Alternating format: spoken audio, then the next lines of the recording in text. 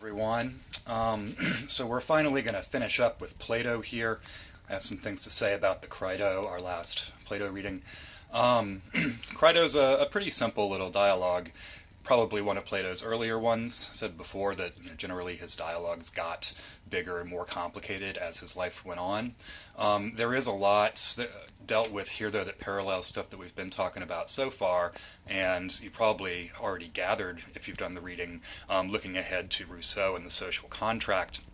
Um, there are basically two large questions, I think, that are addressed directly in the Crito, and they split essentially along the two halves of the dialogue. The first question I think that Socrates and his interlocutor address is the question of basically where correct opinion comes from, whom to listen to. Should we listen to the majority or should we listen to the wise? Is the way that that dilemma is played out in the text. The other question that the Crito addresses is probably more obviously the question of what to do with unjust laws. Or in other words, is it just to follow an unjust law, etc. So I'm going to talk about the dialogue along the lines of those two questions here. First of all, who do we listen to, the majority or the wise? Well, what emerges in that conversation is that we have different reasons for listening to the majority versus the wise. And there's actually a really strong parallel here, I think, with the account of the tripartite soul in Republic 4. So that allows me to say a little bit more about it as well. In the same sense that there is supposed to be this proper ordering between the smallest part of the soul, the rational, and the largest part of the soul, the appetitive. Well, there's a similar kind of aristocratic, as I called it in the last lecture, arrangement going on here with the difference between the wise and the majority as possible sources of opinion, sources of belief. We listen to the wise because they are the ones who know, right? And the point of inquiry is to find the truth, necessarily. The majority's opinion does matter, though, because they essentially have physical force on their side, because the majority, if riled up, always, has just more strength behind it by virtue of being larger in numbers than the kind of intellectual minority. At another level here, there's once again, and you saw this in Republic 4 as well, the threat of lawlessness as this kind of chaotic violence lurking on the edge of civil society. That notion of lawlessness here, Plato associates with, to kind of import language from Republic 4 and speaking about Crito, having the soul in an improper ordering. Lawlessness, violence emerges when the rational part doesn't have control over the appetitive part and doesn't have control over its seething desires. So again, you can see this parallel running really strongly here.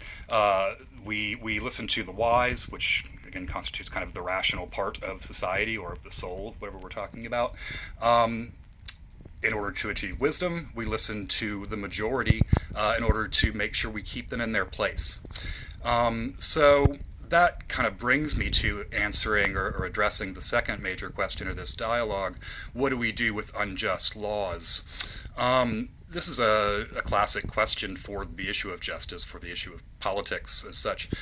It's surprising on the surface level, on the literary level, to see Plato essentially siding with the Athenian government that executed his mentor and siding with their decision on that through the process of the philosophical deliberation that we get.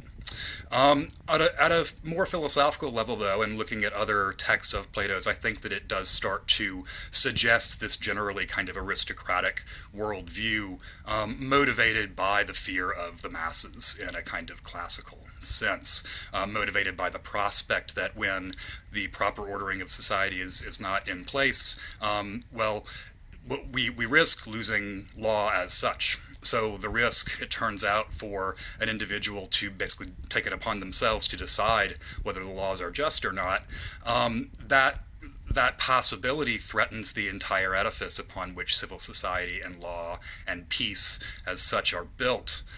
So what do you think the answer really is that Socrates gives you to this question, whether it's just to follow unjust laws?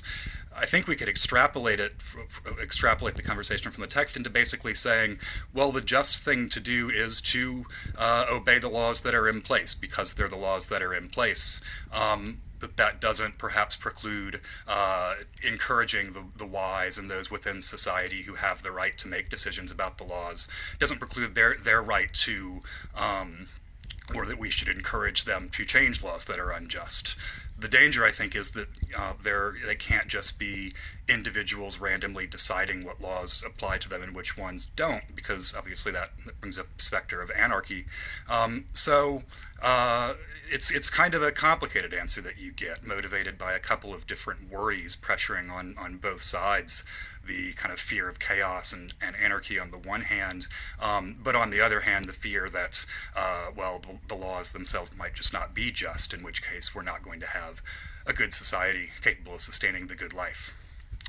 That's it for now. I'll be in touch again shortly.